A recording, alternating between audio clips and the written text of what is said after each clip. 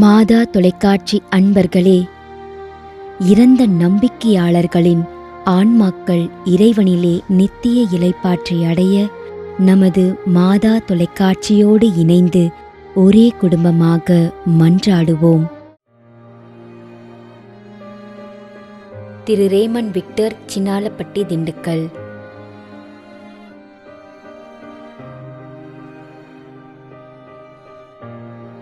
Maria John Joseph, Mugaiyur, Villupuram, 1ஆம் ஆண்டு நினைவஞ்சலி.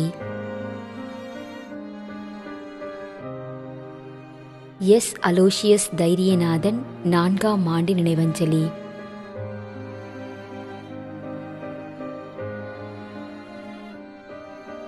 Abhishek Anthony Peter.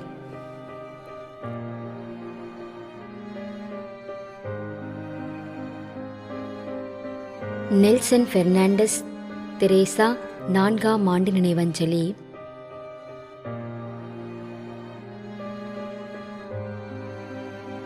ரஞ்சித மேரி, மரியதாஸ், கரூர்.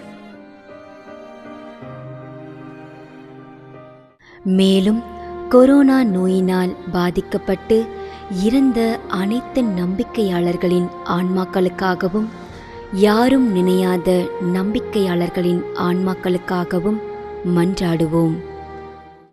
தந்தை, மகன், தூய ஆவியாரின் பெயராலே ஆமென். ஆண்டவருடைய பெயராலே நமக்கு உதவி உண்டு. விண்ணையும் மண்ணையும் படைத்தவர் அவரே. திருவெளிப்பாட்டு நூலிலிருந்து வாசகம்.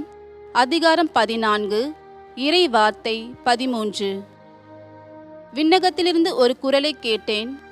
இது முதல் ஆண்டவரோடு இணைந்த நிலையில் இறப்போர் பேறு பெற்றோர் என எழுது என்று அது ஒலித்தது.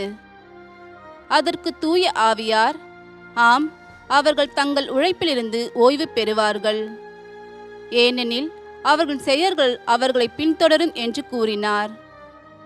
ஆண்டவரின் அருள்வாக்கு. இறைவனுக்கு நன்றி.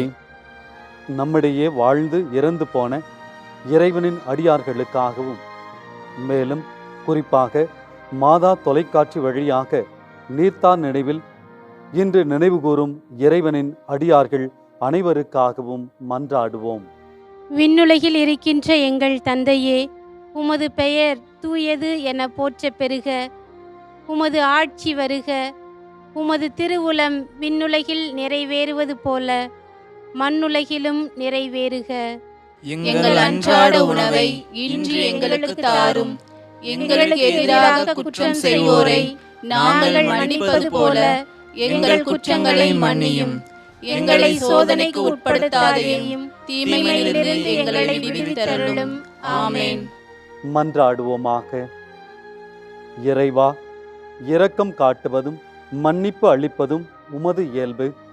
ஆகையால் உமது திருவடிகளுக்கு வந்துள்ள இன்று நாங்கள் நினைவு கூறும் ஆன்மாக்கள் மீது இரக்கம் கொண்டு அவர்களுடைய குடும்பத்தார் மற்றும் மாதா தொலைக்காட்சி குடும்பம் செலுத்தும் ஜெபங்களை ஏற்று அவர்களது குற்றங்களையும் அவற்றிற்குரிய தண்டனையையும் மன்னித்து அமைதியையும் முடிவில்லாத வாழ்வையும் தந்திடுமாறு எங்கள் ஆண்டவராகிய கிறிஸ்து வழியாக உம்மை மன்றாடுகின்றோம்.